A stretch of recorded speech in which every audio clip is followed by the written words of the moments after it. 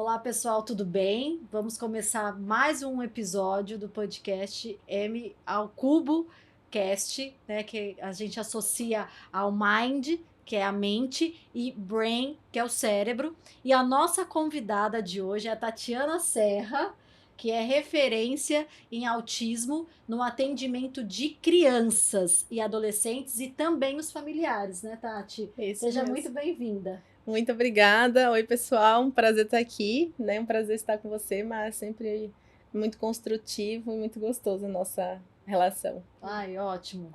E hoje não podíamos falar de outro assunto a não ser Autismo, autismo. Exatamente. minha especialidade. Muito bom. E acaba que sendo a minha também, principalmente do outro lado do público, né? Sim, O adulto e o idoso. Tati, vamos começar contextualizando a questão do autismo, como que surgiu, né, todo esse trabalho seu dedicado, tem o livro também, conta um pouquinho pra gente como que foi essa trajetória, como que é o trabalho no núcleo com as crianças, né, os adolescentes e também a família.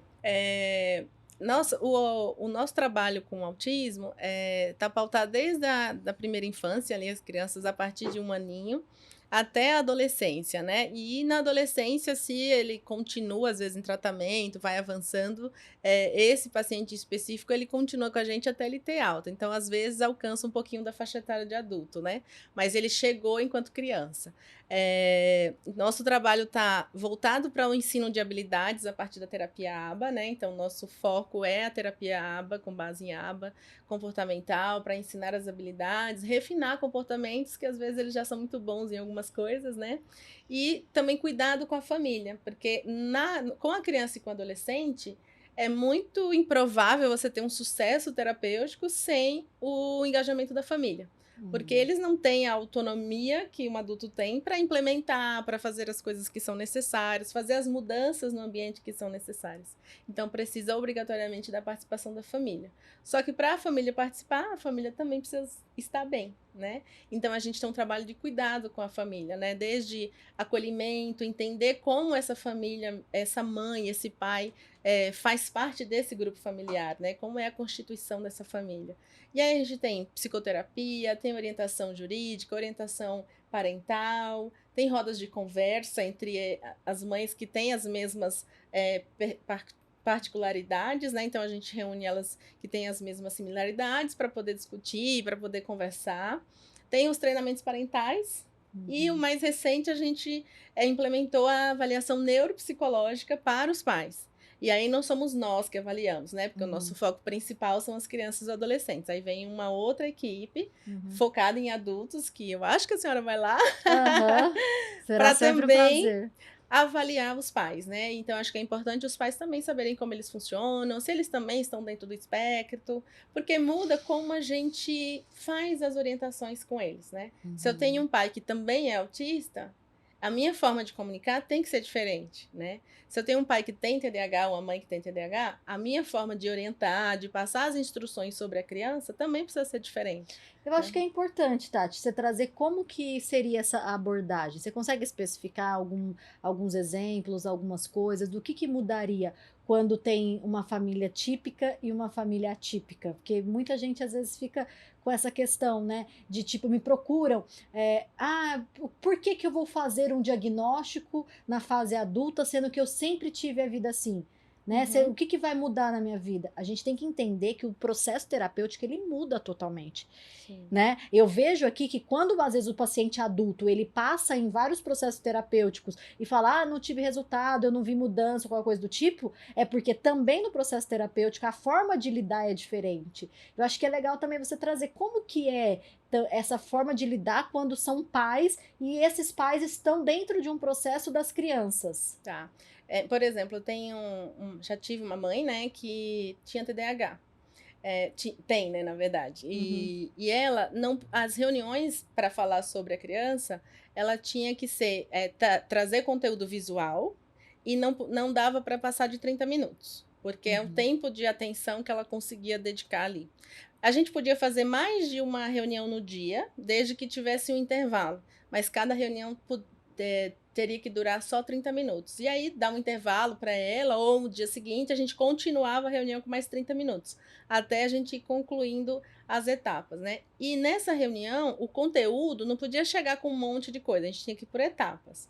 Qual é o primeiro passo? Então, ó, a orientação agora que a gente vai fazer em casa é essa. Aí a gente detalhava e trazia exemplos visuais para ela dentro daquele intervalo de 30 minutos, né? Aí, à medida que ela ia implementando isso e avançando, criando independência naquelas orientações, a gente chamava para a próxima, né? Então, era muito dividido, né, e sistemático. Não dava para ser como um pai atípico, por exemplo, que não tem déficit de atenção. A gente podia passar ali 1 hora, explicar tudo, e às vezes eles retêm e seguem. Mas uma pessoa com TDAH, por exemplo, não dava. Até mesmo no processo terapêutico a gente nota isso aqui nos pacientes com TDAH, Tati. Eles têm uma dificuldade de organizar toda a rotina, todo o processo. Então, se a gente não categoriza, como você disse, parece que fica tudo muito perdido e não solidifica Sim. as informações. E realmente a gente tem que entender a individualidade e a singularidade de cada um. Sim. Às vezes a gente está insistindo numa orientação e aí fala, ai, mas a família não está fazendo. E aí, às vezes, a gente desiste ou acaba também pressionando a família para fazer. Mas, às vezes, a família está dentro do espectro. Então, ela não está fazendo o que ela não quer. Às vezes, ela está com dificuldade, por exemplo, na organização das etapas. Às vezes, se a gente pega uma mãe, por exemplo, já teve também lá na clínica, eu estou falando de exemplos de quando eu atendia, né, até para não expor nenhum paciente, eles não se identificarem aqui. Mas teve uma mãe que tinha autismo, e aí as orientações com ela tinha que ter todos os passos, e aí mais o visual, e aí ela acompanhava, e aí ela fazia em casa. Então, por exemplo, eu fiz a orientação hoje. Hoje mesmo ela já praticava em casa, e no dia seguinte já tinha que passar com ela de novo. Se eu esperasse 1 semana para passar com ela de novo, muitas das vezes ela ia esquecer as etapas, ela não ia conseguir continuar o processo. Então, no dia seguinte, eu já tinha que rever o que funcionou, o que não funcionou, para a gente já ajustar e ela continuar. Então, era uma orientação que era quase todos os dias, né? Até que ela generalizasse. Porque aí tinha que trazer exemplos concretos, porque, mas como eu vou fazer isso em casa? A gente faz a visita em casa, para a gente ter um mapa de como essa casa funciona, de como é esse espaço, para a gente poder dar exemplo concreto. Sabe, lá na sua sala não tem aquela poltrona? Então, é naquela poltrona que você vai fazer a atividade X. Então, a gente tem que especificar, porque assim, faz atividade de, por exemplo, de mando, né, dela identificar as figuras para pedir as coisas. E ela, mas como é que eu faço isso? Aonde eu faço isso? Você fala, aquela poltrona, você pode começar por ali. E aí ela vai entendendo o que a gente está falando. Se a gente mandar, faz esse treino em casa, registra para mim. Sem especificar, às vezes sem dizer qual é o local da casa que ela vai fazer isso, ela já não consegue, né? Então, a gente nota que também é um trabalho, além de ser com a criança, vocês também trabalham com o adulto, que é ali os pais, como um treino cognitivo também, né? Um Sim. treino funcional que não deixa de existir. Sim. Muito bom. E muitas das vezes eles vão para terapias individuais, né? Que aí eles trabalham as dificuldades individuais deles, né? As questões emocionais deles ali com a terapeuta, também focada em atender pais atípicos, né?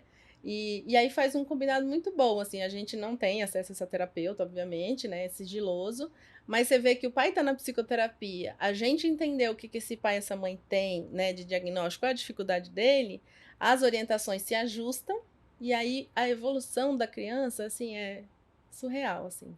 O que a gente conseguiria em 1 ano, sem a participação da família, a gente consegue em 1 mês, 2 meses, 3 meses. Porque eles realmente se engajam e fazem. Porque o processo ele não é só na clínica, ele é contínuo. E eu falo isso para os meus pacientes, que normalmente quando a gente está em um processo psicoterápico ou de reabilitação, enfim, que envolve essa questão da psicologia, da neuropsicologia, é importante entender que o que é passado durante a sessão precisa ter uma continuidade em casa, no trabalho, nas relações sociais, em todos os contextos, porque senão não tem como dar, às vezes, um perfil ou mudar alguma coisa, a gente encontrar resultado só com uma sessão, às vezes ali 50 minutos por semana, não Sim. resolve muita situação. Então a gente vê também o quanto que os pais precisam levar isso das crianças. Sim. E às vezes eles precisam adaptar a casa, Uhum. né? A gente fala, para o cadeirante é muito óbvio que eu tenho que adaptar o ambiente, né? Tem que ter, ou o quarto tem que ser no térreo, se a casa tiver andar e tal, tem que adaptar. Mas quando a gente está falando de autismo, que adaptação tem que fazer? Né? Ninguém pensa às vezes nisso. E Uhum. quando a gente vai na casa, às vezes tem uma poluição visual e tem uma distribuição dos móveis que atrapalha a orientação espacial, que atrapalha o cliente a planejar as atividades que ele vai fazer, porque ele esbarra no sofá, aí ele esbarra na mesa, e aí ele não sabe se é melhor sentar na mesa, se é melhor sentar no sofá. Então atrapalha essa dinâmica. Quando a gente vai pôr as dicas visuais, né? Às vezes na casa você olha assim, não tem onde eu colocar que vai ser fácil para visualizar. E aí o que a gente faz nessa visita? A gente, junto com a família, pensa em como melhor distribuir esses móveis para facilitar a ocupação dessa criança lá. E também facilita para eles, né? Aí, claro que nessa mudança, quando o pai tem autismo, a mãe tem a inflexibilidade cognitiva, né?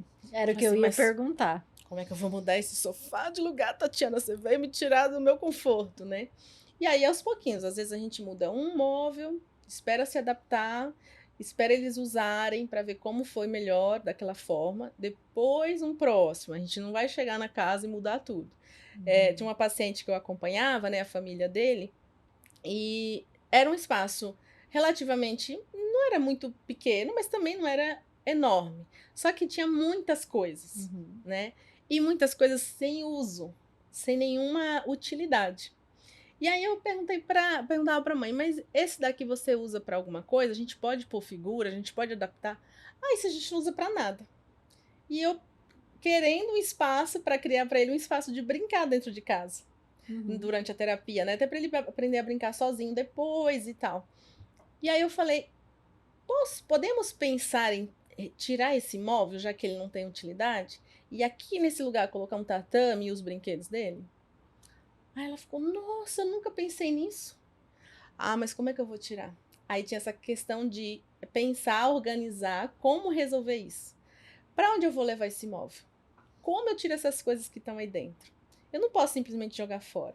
Então tem aquela inflexibilidade cognitiva de assim, eu concordo, mas eu não sei como fazer. E aí a gente colocou uma terapeuta que auxiliava a mãe, né? No caso era eu mesma, de Uhum. terapeuta, e tinha uma outra que atendia a criança. Aí eu ia em horários que a criança não estava, que só estava ela, para a gente organizar, tirar esse móvel. No final ela não conseguiu fazer um dinheiro, porque ela vendeu para uma loja de móveis usados e ainda fez um dinheirinho com esse móvel. E a gente conseguiu criar esse espaço para a criança brincar. Então foi um resultado bem bacana, assim, da Oh, mudança no ambiente, né? a gente nota, Tati, a inflexibilidade em todo momento. Muitas vezes, eu não sei se você observa isso nas crianças, mas aqui eu vejo a inflexibilidade do adulto para iniciar o tratamento, para manter. É uma desconfiança, assim, será que eu vou engajar ou não? Será que eu vou melhorar ou Sim, não? Por isso que eu sempre falo da importância de se confiar, entra de cabeça e faça. sim. Porque tem gente que quer colocar um pé para ver se gosta ou não gosta. E eu falo, olha, a mudança não vai vir em uma sessão, não vai vir em duas, não vai vir em três, não vai vir em quatro. É um processo de médio a longo Uhum. prazo. Então a pessoa precisa realmente querer estar ali dentro. Então essa inflexibilidade a gente nota em todo o processo aqui com nossos pacientes adultos. E aí quando entra no quadro do autismo, a gente vê que é um pouquinho maior. Aí a gente tem que lidar de uma forma diferente. Mas a gente vê que é, depois que eles começam um processo terapêutico, eles começam a melhorar até essa flexibilidade que a gente sabe que acaba impactando muitas questões no dia a dia deles, né? Sim. E o que eu observo, às vezes, dos pais, por exemplo, né, que são os adultos que a gente tem acesso ali. Quando a gente recomenda a psicoterapia o acompanhamento, eles falam assim: ah, mas eu fiz e nunca adiantou nada. Porque muitas das vezes eles fizeram com profissionais que não eram especialistas, né? E nem eles sabiam que eram autistas.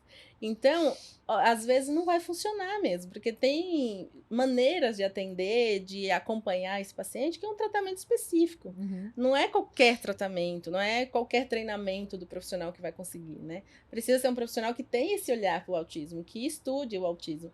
E seja adulto, criança, adolescente ou adulto idoso, né? Como no seu caso, você foca em adulto e idoso, então você é muito boa nisso. E aí, Isso. quando chega o paciente adulto para você acompanhar, para você é muito tranquilo esse acompanhamento e vai gerar resultado. Mas se ele for para um profissional que não sabe de autismo, que atende só o adulto, mas sem o diagnóstico, é outro cenário, Eu né? vejo muito isso e eu falo para os pacientes, quando o profissional ele vai tratar um sintoma ansioso ou um sintoma depressivo, nós estamos falando de um psicólogo, e ele trabalha mais com a demanda psiquiátrica, ele vai abordar de uma forma.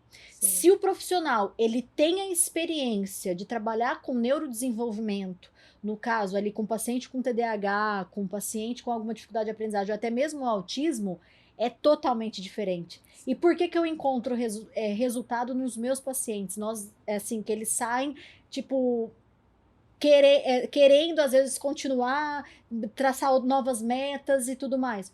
Porque a gente sabe que não é só a questão da ansiedade ou dos sintomas depressivos, puro e nu. Sim. Eles estão dentro ali do neurodesenvolvimento, estão dentro do espectro. Então a gente trabalha totalmente diferente, o resultado é outro. E falando em resultado, vamos começar a questão de quais são os sinais e como que é esse trabalho ali na infância. Tá. Normalmente as crianças têm ali a dificuldade dos pares, né? De brincar, de trocar com os pares, desse brincar compartilhado, da inflexibilidade, então a mudança de rotina, né? Ou às vezes uma apatia à mudança de rotina. Tipo, ele não nota, não, é como se não estivesse acontecendo nada ao redor dele. Porque muitas famílias falam, mas ele não tem problema com rotina. Na verdade, ele tem apatia da rotina. Ele não é como se o mundo em volta não existisse, né? E também é um problema. E tem aqueles que são inflexíveis na mudança de rotina, e aí tem uma série de crises e tudo mais. Esse paciente que não percebe a mudança de rotina, não percebe a mudança no ambiente, também é um paciente que a gente precisa olhar para isso, né? Porque ele não está notando as coisas que acontecem. Então, como ele vai se relacionar com esse ambiente? Se ele não está percebendo esse ambiente, né? Então tem essa a dificuldade de lidar com a rotina, com os pares, principalmente quando eles vão para a escola, né? Na escola eu falo que os professores, tinha que ser unânime, professor de educação infantil, tinha que conhecer um mínimo de desenvolvimento infantil e um pouco sobre os transtornos do neurodesenvolvimento. Porque na escola é o segundo lugar que eles vão depois da casa, e tem muitos exemplares, né? Tem muitos pares ali. Então, para o professor identificar se tem alguma alteração, se tem alguma dificuldade. Às vezes é aquele paciente que fica no canto, que se deixar ele lá, ele fica o dia inteiro. Né? Se ninguém for lá tirar ele, fica o dia todo. Uma criança não fica, gente. Uma criança no desenvolvimento típico, ela vai explorar o ambiente, ela vai cutucar o colega para brincar, ela vai procurar brinquedo, ela não vai ficar num canto parada. E muitas vezes a criança com autismo, ela vai ficar. E aí passa como aquele paciente, ele é um aluno muito bonzinho. Aí quando você vai ver, é porque ele fica o dia inteiro parado, apático. Ou aquele paciente que tem muita dificuldade de lidar com esse grupo, então tem muita dificuldade sensorial, com barulho, com os estímulos visuais, né? Muita coisa em volta dele, dificuldade de assimilar essas informações. Às vezes eles têm o andar na pontinha dos pés, né? É importante saber que toda criança vai em algum momento andar na pontinha dos pés. Mas a diferença para a criança que está dentro do espectro é que ela faz isso por muito tempo. Ela faz isso por muito tempo em muitas ocasiões. Então, não é que ela vai agora ali abrir a porta, ela vai na pontinha do pé. E aí ela já abaixa. Uma criança típica normalmente pode fazer isso. Uma criança com autismo, ela vai abrir a porta e ela vai continuar na pontinha do pé e vai para casa assim e vai ficar o tempo todo na pontinha do pé. Então, essa é a diferença. Às vezes elas ficam rodando em torno de si mesma. E é importante saber que toda criança também vai andar em torno de si mesma, girar. É natural deles, a curiosidade e tal. A diferença é que eles fazem isso num momento de brincadeira e aí eles se interessam por outra coisa e trocam. Normalmente as crianças com autismo que faz essa estereotipia, eles ficam muito tempo engajados nisso. E quando interrompe, eles tem uma birra ou uma crise ali, porque foi interrompido. Que é diferente da criança típica. Ela, quando você interrompe e fala, ó, vamos parar, vamos para cá, ela vai numa boa. Já a criança com autismo, não. Ela vai ter essa inflexibilidade na mudança do padrão dela, né? Tem padrões rígidos, Ah, isso a né? gente vê em toda a faixa etária, né? É. E acho que quando é criança, fica muito... A gente se incomoda mais, eu falo, as famílias se incomodam mais, porque o brinquedo tem que ficar ali, as coisas tem que ser assim, tem que ser... Às vezes a criança enfileira, Enfileirado. né? E se tirar é um caos. E aí, quando é adulto, aí você me corrija. Normalmente, eles têm outros tipos de rituais que às vezes a gente nem vê. É mental, né? O ritual. Uhum. E aí a gente fala, não, mas ele não tem ritual nenhum. Mas o ritual saiu do concreto e foi para Uhum. dentro da pele, né? Sim, mas eu vejo totalmente isso. O quanto que, às vezes... Ah, mas como que é um diagnóstico de autismo no adulto? É diferente porque, às vezes, a gente não tem todo esse histórico que a gente tem na infância. Muitas vezes não sabe, a gente fala seletividade alimentar? Não. Mas aí depois eles vão entender o que realmente é seletividade alimentar Sim. e que aquilo fazia sentido na vida dele. E aí são muitas informações assim, do tipo, como que é a questão de organização, como que são esses rituais. Comportamental é mais da infância. Hoje em dia, é tudo essa questão do mental, de organizar, como que é a questão do trabalho. Se eu estou fazendo um trabalho dessa forma e algo entra no meio, que dificuldade de flexibilizar isso. E aquilo gera uma angústia, uma frustração muito grande, Sim. né? Então, e o ambiente, né? Eu estou acostumado com um ambiente mais silencioso, não gosto de ambiente com barulho. Como que a gente muda? Você disse mais cedo a respeito de mudar o ambiente da criança para ela ter mais estímulos em casa. A gente faz isso com o adulto também. A gente muda o ambiente dele, mas muitas vezes o ambiente de trabalho, que é onde ele passa mais tempo. Em casa a gente ajusta, a gente orienta algumas coisas. Mas como que é o trabalho? Se você tem uma dificuldade, né, a gente nota que hoje as empresas estão dando suporte para esses adultos que não querem ficar numa sala com muita gente, tem salas menores. Então a gente sempre vai adaptando e as empresas estão aptas e abertas a essas mudanças. E a gente vê que dá muito resultado, Tati. Sim. Muito, muito. Porque no adulto, normalmente a criança passa muito tempo em casa, né? Isso. E na escola. Então as mudanças têm que ser em casa e na escola. No adulto é o inverso, né? Ele vai para um ambiente externo, que é o trabalho, e normalmente já está pronto o ambiente, né? Ele não preparou. Na casa dele, quando ele é adulto, ele pôs do jeito que para ele é melhor, né? Então já está meio que pronto. Mas aí você vai no trabalho, você vê que não tem uma adaptação ali para ele lidar melhor com aquilo, não tem uma sinalização. Então é uma coisa meio complicada. Lá no núcleo, a gente tem profissional que está dentro do espectro. Agora, a gente está desenhando com a arquiteta um espaço para essas pessoas, para ela, inclusive, mas também outras pessoas que têm a necessidade de estar num ambiente mais silencioso e menorzinho, né? Para ter uma sala adaptada mesmo para o profissional que trabalha com a gente. Para facilitar e promover o trabalho dele ali, trazer mais qualidade dentro do trabalho. Como você falou, ele fica a maior parte do tempo no trabalho, né? E eu falo, eu atendo as crianças, mas agora eu também tenho profissionais na equipe que também estão dentro do espectro. Então a gente faz um trabalho paralelo ali, né? Ela faz o acompanhamento dela em adulto, como adulto, enfim, e a gente faz as adaptações no ambiente que são necessárias. Tem sinalização do sociômetro, né? Então, para ela sinalizar para a gente como que tá o social dela naquele dia. Porque às vezes eles não estão a fim de contato, né? E às vezes está mais aberto, e aí, num ambiente de trabalho, é importante sinalizar, para que as pessoas consigam também respeitar, que é o que a gente faz com a criança.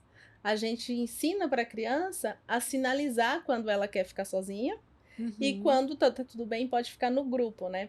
Porque tem essa necessidade do ficar mais quietinho, ficar no canto dele mais isolado. Tem essa necessidade, a gente precisa validar. Só que a gente também tem que ensinar que ele tem que avisar, porque ninguém vai adivinhar, né? Então é bem interessante esse trabalho com a criança, e quando ele fica bastante tempo com a gente, vai crescendo, você vai vendo que vão mudando as demandas, vão mudando os objetivos terapêuticos, né? Antes a gente queria que ele brincasse com o grupo, agora a gente quer que ele vá no cinema com um amigo, né? Ou convidar um amigo para ir em casa. Então é totalmente diferente, né, a proposta. E olha só, mesmo você trabalhando isso na infância, eu trabalho com os adultos também, essa questão de sinalizar para os colegas de trabalho. às vezes, alguma situação. Tem pacientes que, às vezes, têm a associação com quadros de convulsão. Então, assim, eles conseguem sinalizar as pessoas próximas. Então, essa sinalização, eu acho que cabe em todas as faixas etárias do autismo, Sim. né? Que nem você disse, o sociômetro. A gente acaba falando, como com a criança, a gente precisa lidar com uma forma lúdica melhor, né? Mas aqui no Instituto a gente fala realmente assim, como que você vai sinalizar essa forma? Como você está hoje? Assim, se você quer mais contato, se você quer menos ou não. Isso daí muda muito a relação. E as pessoas à volta no trabalho, eles ficam muito mais receptivos. E aí é onde eles se sentem mais tranquilos. Porque assim, eu tô incomodado com uma situação, mas eu não consigo explicar isso no trabalho. Então, a gente faz todo esse trabalho para que o autista ele consiga se sentir mais à vontade nesse ambiente de trabalho. Sim. Né? E às vezes, se é uma pessoa, né, que recebeu o diagnóstico na vida adulta, eu imagino que ela, enquanto criança e adolescente, ela foi muito invalidada nos sentimentos dela, né? E aí, chega na fase adulta, ele não sabe comunicar isso, e às vezes tem muito receio, porque não vai ter receptividade, né? Porque na fase da infância não teve. Então, a gente gosta muito de empoderar as crianças, os adolescentes. Eu sempre oriento os pais a contar que a pessoa tem autismo, para ela saber o que ela tem. Então, a partir de uma faixa etária, a gente já começa. Olha, vamos ter que criar estratégia para contar para ele o que ele tem, por que ele faz a terapia, né, quais as dificuldades dele, para ele se conhecer. Para quando chegar lá na fase adulta, que alguém fizer algum barulho ou interromper ele em alguma coisa, ele saber sinalizar: olha, quando você me vê assim, não me interrompe, ele se antecipar, né? E aí gerar mais tranquilidade, um vínculo melhor ali na relação de trabalho, porque a pessoa não vai adivinhar, né? A gente não vai saber se a gente não comunicar. Então, a gente empodera muito, no caso das crianças, elas poderem expressar o que elas estão sentindo, o que é melhor para elas, né? Então, não é só na terapia lá no núcleo, não é só ensinar o que está faltando, o que eles não sabem, mas também refinar o que eles já têm e mais ensinar para eles que eles são pessoas, que eles precisam expressar seus sentimentos, dar vazão para esse sentimento e a gente validar isso. Olha, agora eu não quero, tô cansado, não quero fazer atividade. Tudo bem, você não precisa fazer agora, vamos esperar uns 10 minutos. Quando acabar esses 10 minutos, a gente ainda deve perguntar: agora você consegue? Agora a gente pode fazer mais uma? Para ele saber que quando ele estiver muito cansado, ele estiver triste, ele estiver doente, ele pode sinalizar e o entorno precisa validar. E Né? isso é importante, né, para a questão da importância do diagnóstico precoce e do tratamento precoce. Sim. Porque você vai criando as estratégias antes de ter que a vida te dar alguns empurrões, algumas coisas para você aprender. Então, no trabalho com adulto autista, eu tenho que trabalhar muito assim, que por mais que teve que criar aquela carcaça, né, de resistência aos afrontos que muitas vezes enfrentou pelas dificuldades que tem, é fazer com que, olha, agora que você sabe da questão do diagnóstico, vamos reciclar. Vamos reaprender uma nova forma e se permita, principalmente, entrar nesse processo e saber que por mais que você tenha esse histórico de bullying, de algumas dificuldades em ambientes sociais, isso vai mudar a partir de agora. Então aí abre aquele horizonte de prosperidade, de momento de ser diferente ali na frente. Sim. E não simplesmente ficar só relembrando aquelas dificuldades do passado. Né? Por isso que às vezes, Tati, eu acho que é um assunto importante, e que eu vejo a negação dos pais em buscar, porque eu conheço assim, e ouço muita gente que fala o quê? Sabe que tem algumas características e o meu filho é tímido, como eu fui, porque acaba identificando no filho algumas questões que a gente sabe tem uma questão genética, mas da importância de buscar, né? Ou às vezes em si, ou no filho, ou em ambos, enfim, não sei por onde começar, mas buscar esse diagnóstico para poder aliviar um pouco mais, né? Porque negar não vai fazer com que mude o cenário. Pode fazer com que aquela criança, que ela podia ter todo esse tratamento que nem vocês fazem, não vai ter e vai chegar na fase adulta, sim, vai chegar, mas vai ter alguns tropeços a mais do que se não tivesse. Vai sofrer bem mais, né? E às Exato. vezes aparecem outras comorbidades. Então, às vezes tem um adulto com uma depressão, uma ansiedade muito alta, que na verdade é efeito do outro diagnóstico não tratado, né? Uhum. De ele não saber, por exemplo, ele tinha autismo e aquelas situações iam criando uma ansiedade, até que virou um quadro de ansiedade generalizada. Vão Uma entrando outros, fobia, né? É, né? outros transtornos Isso. associados por causa do diagnóstico. Isso a gente vê E muito. aí, quando você busca na base, na verdade, não é a ansiedade o principal. O principal é o autismo que não foi tratado, né? Uhum. Às vezes é o TDAH que não foi tratado, e aí ele, como não sabia ou foi tentando se virar, gerou-se um quadro de depressão grave, uma ansiedade altíssima e que incapacita, né? Uhum. Às vezes a pessoa muda de emprego toda hora, porque tem dificuldade de ficar naquele ambiente, e aí você olha, eu tenho dificuldade de realocação profissional. E aí, às vezes, pode ser uma pessoa com autismo que teve essas dificuldades sociais e nunca foi vista, Uhum. né? E o ambiente de trabalho também não ia conseguir ver. Se ele não sabe, como que o ambiente ia saber, né? Então, é muito importante o diagnóstico precoce para a gente trabalhar isso com as crianças desde cedo. Tem o paciente lá que ele vai já com a gente bastante, ele fala, vamos para o núcleo, vamos para terapia. Ele já Uhum. sabe que vai para terapia. E isso é empoderador, porque ele vai aprendendo ali. E às vezes tem paciente que aí chega na etapa já de contar que tem autismo, e ela fala. Tem uma pacientinha que ela fala, eu sou autista, tá? Por isso que às vezes eu fico andando pra lá pra cá, por isso que eu tenho que fazer isso, por isso que eu repito a pergunta, tá? Então é por isso. Não se incomode comigo. Ela Uhum. é muito bonitinha, ela Muito. fala desse jeito. Então dá um empoderamento. Imagina essa menina quando ela estiver adulta. Ela Mas vai estar segura, e né? você, com certeza. E você nota que quando os pais chegam lá no núcleo, eles estão mais abertos ao diagnóstico? Ou ainda tem essa Ainda resistência? tem. E às vezes tem pais que vêm para o diagnóstico e às vezes tem pais que já chegou para o tratamento, ou seja, já recebeu o diagnóstico, né? Às vezes já mais de um ano, às vezes ali mais recente. E ainda tem esse processo da negação, de, olha, tem várias faces, né? Tem aquele pai que, olha, faz aí, né? Ele tem autismo e é isso aí. Então faz aí a terapia e quando sai dali, nada muda. Ele continua fazendo como se a criança não fosse autista, não tivesse as dificuldades dela, tratando ela como se fosse uma criança que fosse compreender tudo do jeito que ele está fazendo. Porque ainda está na negação. E aí, para ele, só é autista na hora que está na terapia. Quando sai Entendi. dali, não é mais. Mas às vezes acontece do pai, por exemplo, negar, ou a mãe, um está dentro do processo e o outro não? Com certeza. Essa é a parte mais difícil. Difícil para o tratamento, né? Ela tem muitos casos assim. Que a mãe compra, ela sabe, ela engaja muito, Uhum. adere muito ao tratamento, mas por outro lado tem um pai que não reconhece e que daí vive num atrito, né? Porque aí tem intervenção para aplicar em casa, aí o pai acha que não precisa, tem reuniões, o pai acha que não precisa estar, ou que ele está, mas está em outro planeta, não está ali, e a mãe sozinha para dar conta de tudo isso, né? Quando não, Uhum. tem muitos pais que realmente vão embora, né? O maior Uhum. índice aí de abandono do lar quando a criança tem autismo. Então a mãe fica literalmente sozinha, sem rede de apoio, para dar conta de tudo isso.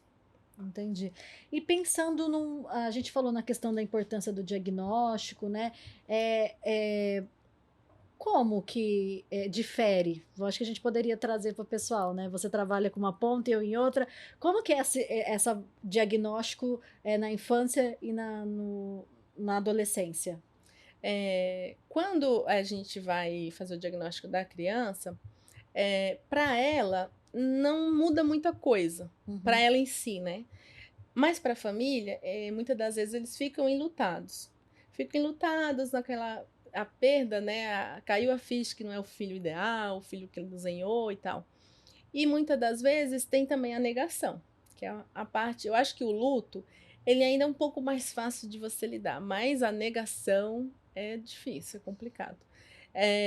E aí, muitas das vezes tem a negação, mas ela acaba levando para a terapia de alguma forma, né? E tem famílias que simplesmente desaparecem, eu acho que não precisa do tratamento. Ah, tá bom, é autismo, mas olha como ela faz isso, olha como ela faz aquilo. Então não precisa de tratamento. Na fase adulta, quando a pessoa recebe o diagnóstico, eu acho, aí você me conta, Aham. que o luto é consigo mesmo. Uma frustração consigo mesmo, né? Exatamente, Tati. Eles ficam assim, alguns desconfiam muito do diagnóstico, eu acho que eu tô dentro do espectro ou qualquer coisa do tipo. Tem gente que não faz ideia, então a pessoa que não faz ideia é realmente assim, eu vejo que tem uma inflexibilidade maior, mas não que não vai aceitar, é aquela questão de tipo, olha, realmente, agora eu sei o que eu sou, como que eu vou lidar com isso? Uhum. E eles precisam de um tempo para digerir isso. E às vezes eles estão dentro do processo terapêutico, fazendo todo o tratamento e ainda estão elaborando o diagnóstico, né? Tá. Mas às vezes acontece que a família fala: não, mas eu acho que não faz sentido, porque essa questão. Se lá na infância ele não teve o diagnóstico, ele foi ter na fase adulta, com certeza teve uma negação da família, ou também a gente não pode deixar de falar também de falta de conhecimento Sim. que acontece e acaba que não, para mim foi normal. Talvez você era mais quieto, seu irmão era um pouco mais agitado, mas quem não é assim? Nem todo mundo é igual. Também tem essa questão. Mas aí os adultos, eu vejo que eles não ligam muito para opinião, né, dos pais ou dos familiares, assim. Quando eles entram no processo, eles falam, eu quero fazer. E eu vejo diferente, assim, quando é um autista adulto, ele analisa mais a fundo todo o diagnóstico e ele entra mais a fundo para um processo terapêutico. O TDAH, com essas questões de mudanças, né, de ser um pouco mais hiperativo e tudo mais, não necessariamente ser do tipo hiperativo, mas o TDAH, de uma forma geral, claro que a gente tem individualidades, ele já assim, então vamos, vida que segue, não vê muito fica analisando muito isso, Uhum. e o tratamento ele tem que ser assim, em etapas menores, porque senão ele não adere, ele não vai até o final, Sim. enfim. Então eu vejo que são perfis diferentes, e a partir do momento que a gente tem esse conhecimento do neurodesenvolvimento, tanto o diagnóstico como o tratamento é totalmente diferente, né? Sim. E acho que o bacana no adulto é que ele tem autonomia para fazer, né? Por ele. Exato, E na criança, no adolescente, não.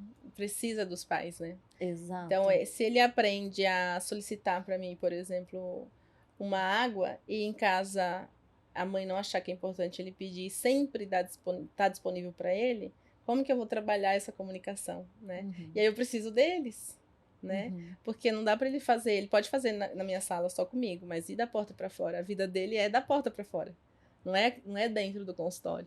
Então, acho que na fase da infância ali, o mais difícil é isso. A gente precisa engajar os pais.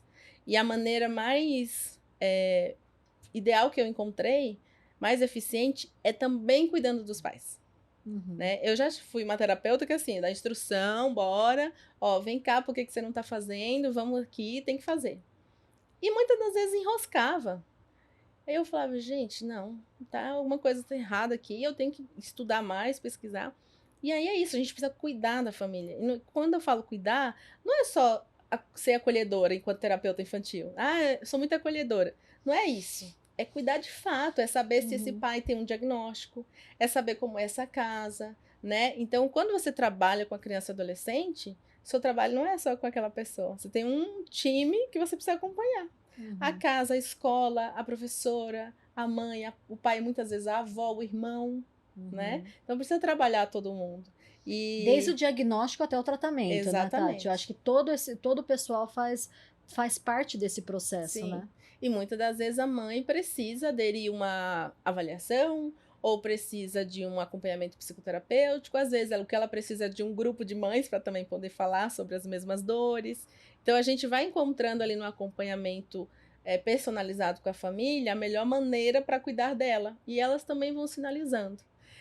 Quando a gente implementou a psicoterapia no começo, acho que teve uma adesão. E a gente assim, né, preocupado, ninguém aderiu e tal. E aí a gente estudando mais, estudando mais. Então, assim, tem artigos que falam que não necessariamente as mães de TEA, as mães de pessoas com autismo, precisam de terapia individual um para um.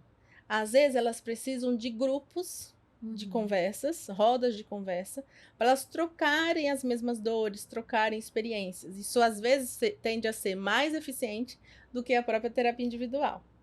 Então a gente foi trabalhando também ali no grupo. E no grupo elas percebem que às vezes tem dificuldades individuais. E aí era o gatilho para ir para terapia. Né? Então o uhum. caminho foi meio que inverso. Vamos colocar todo mundo no grupo e aí no grupo elas vão notar se elas precisam ou não de terapia. Aqui no instituto é diferente. Normalmente, depois do diagnóstico, eles topam fazer o trabalho individualizado, mas eu vejo que quando são inseridos e têm demandas para ser inseridos num grupo de mesmo perfil, eles engajam muito mais no tratamento individual, porque eles veem que realmente aquilo que está passando, que é uma dor que ele trata ali no individual, não é somente dele, ele vê que está dentro de todo o perfil. E aí Sim, é gratificante. Eu falo que a minha motivação diária é realmente ver a mudança na vida desses pacientes.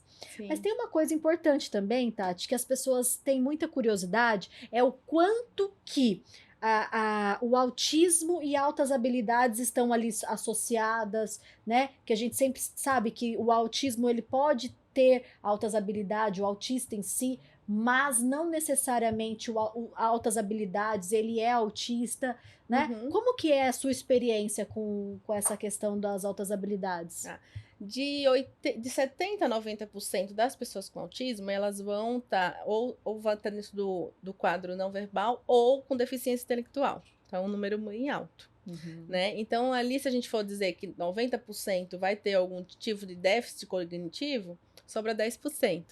Destes 10%, alguns estão dentro da média e alguns estão acima da média. Eu não vou falar aqui o número porque eu não lembro de cabeça, mas depois a gente pode Aham. pesquisar e publicar.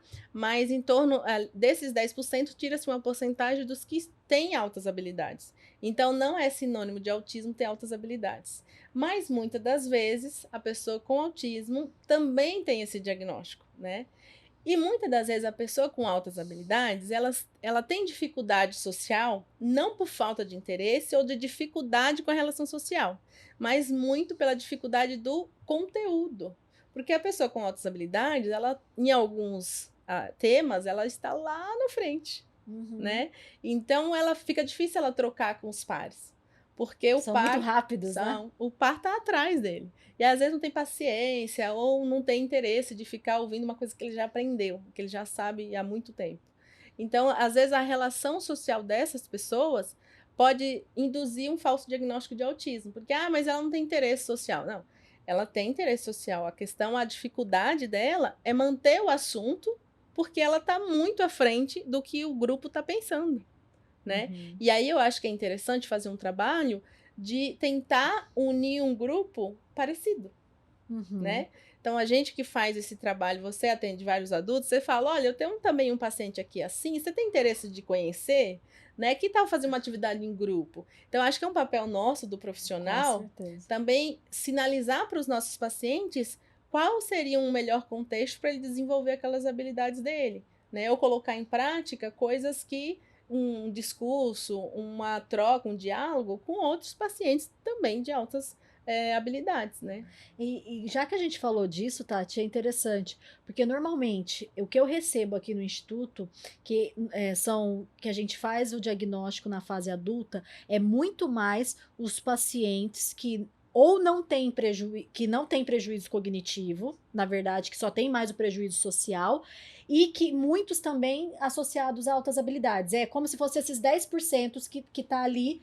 Uhum. Por quê? Porque passaram despercebidos ali na infância, em questão, pode ter sido coisa de tímido, ou aquela questão que a gente falou da negação ou da ausência de conhecimento dos pais, que o prejuízo é mais social do que cognitivo, e aí chegam para mim esses pacientes, né, tanto adulto ou até mesmo idosos, que levaram a vida assim, driblando essas dificuldades sociais, Sim. mas com um cognitivo preservado e muitos com altas habilidades. E aí chegam, eles vão crescendo de cargo, mas quando precisam liderar uma equipe, eles têm dificuldade, porque aí pega onde é o social. Enquanto eu estou trabalhando sozinho, eu vou bem. Aí quando eu preciso liderar, já fica um pouco mais difícil, né? Sim.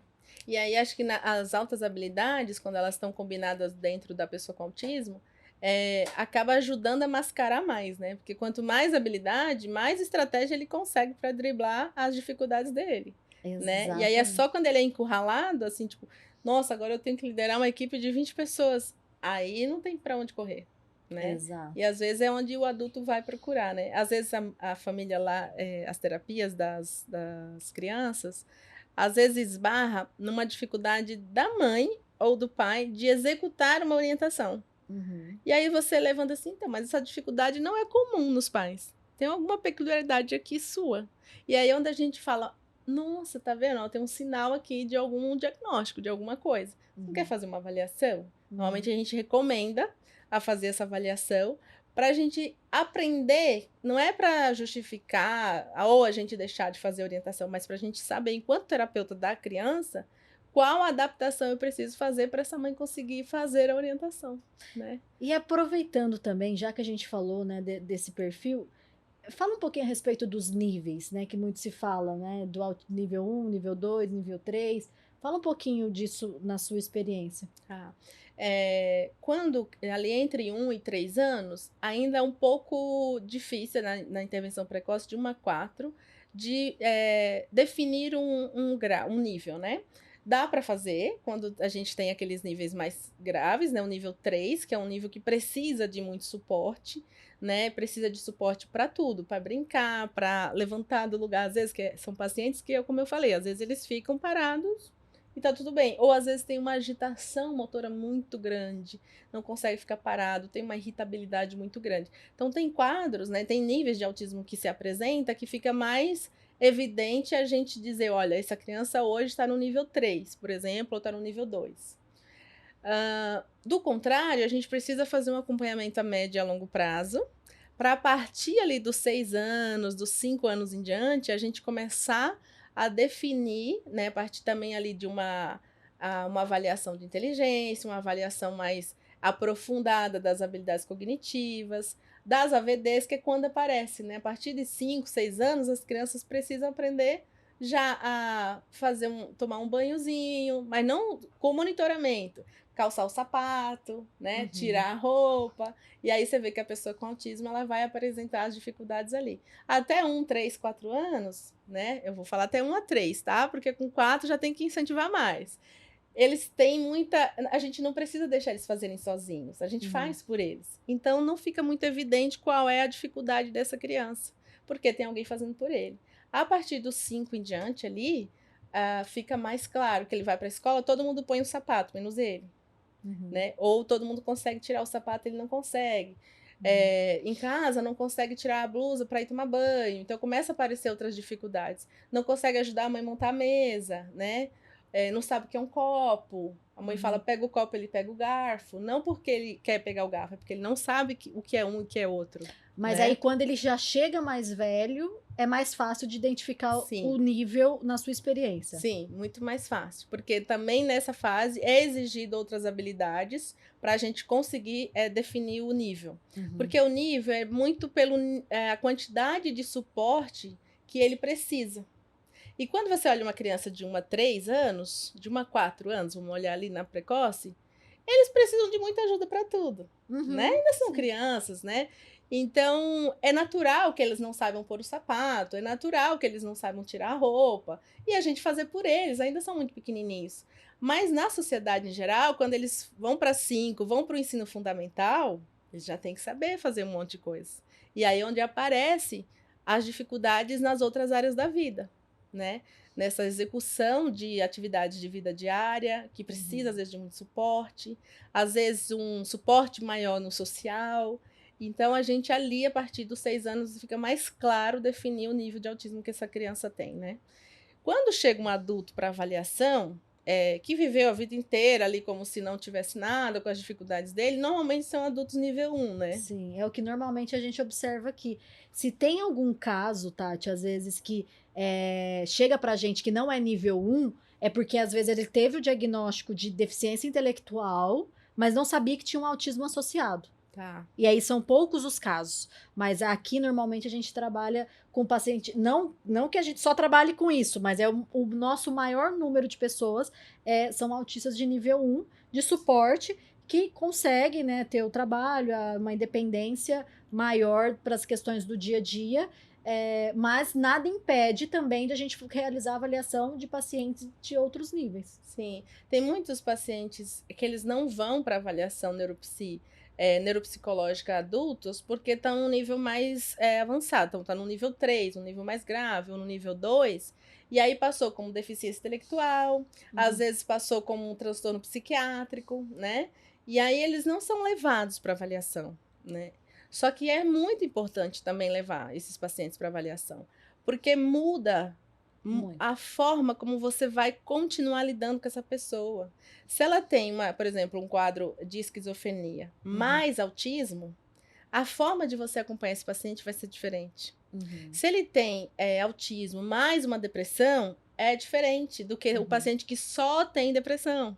Exato. Né? Se você tem um paciente que tem deficiência intelectual mais o autismo, a forma de trabalhar é diferente. Por isso que eu né? falo que o diagnóstico ele é muito mais, não só para saber o que se tem, mas principalmente para ver o perfil do paciente, ver todas Sim. as potencialidades e as dificuldades, mas também fazer um tratamento mais assertivo. Sim. A gente conseguir realmente chegar nas dificuldades dele, sanar essas dificuldades ou diminuir essas dificuldades e ter o que eu sempre falo, né? É a qualidade de vida. É isso que eu trabalho nos pacientes, tanto adultos como os idosos. É pensando nessa qualidade de vida. Sim. Você gostaria de complementar alguma coisa? Falar a respeito do que a gente conversou hoje? Sobre essa fase da fase adulta, eu queria só acrescentar que é importante a gente também olhar para os pacientes adultos de nível 2 e 3, para o diagnóstico diferencial, para trazer mais autonomia para esse paciente. Né? Muitas das vezes eles são escondidos, eles são institucionalizados, porque não teve um olhar diferenciado, né? Nem da infância até agora, e muda muito a forma como a gente acompanha. E eu acho que é super importante a gente também olhar para o adulto, nível 1 e 2, nível 2 e 3 também de autismo, né? Concordo plenamente, estou super a favor disso. Além disso, como você falou, vai trazer mais autonomia e mais qualidade de vida para essa família, né? Já tive um paciente também adulto que a mãe não podia, os pais não podiam sair para ir na padaria tomar um café sozinho. E a gente fez um trabalho super bacana dele aprender a ficar em casa, ele aprender a acionar quando precisa. E os pais passaram a ir não só na padaria, mas também no shopping, deixar ele em casa, porque às vezes ele não quer ir. E tá tudo bem, né? E também ele tem autonomia para estar em casa sozinho, e ele nem isso ele tinha. E aí no decorrer ele aprendeu. Então foi uma liberdade para o pai, para a mãe, para ele, né? Então foi um trabalho bem bacana. Então só para reforçar o foco nas potencialidades, independente da idade, independente do nível de autismo. Às vezes a gente fala, vamos intervir no que está faltando, na dificuldade, mas eu acho que o principal objetivo da terapia e da avaliação é saber os pontos fortes. Exatamente. Né? Saber no que ele é bom. E é a partir dali que a gente vai buscar para ajudar ele a driblar as dificuldades e passar por elas, mas a partir do potencial e não a partir do que está faltando, né? Sim. Então, esse é o meu recado. Com certeza. Tati, muito obrigada por participar. Acho que se deixar, a gente passa o dia aqui conversando, né? Se tiverem alguma dúvida, deixe aqui nos comentários, que a gente responde sim, na medida do possível, né? E eu gostaria também de deixar aqui, né, essa questão do livro da Tati, que é maravilhoso. Eu tenho o meu, então se vocês não têm, leiam, do Autismo, um olhar a 360 graus. E seja sempre muito bem-vinda, Tati. Muito obrigada, pessoal. Estou à disposição também para dúvidas e qualquer coisa. Até mais, gente. Até o próximo episódio.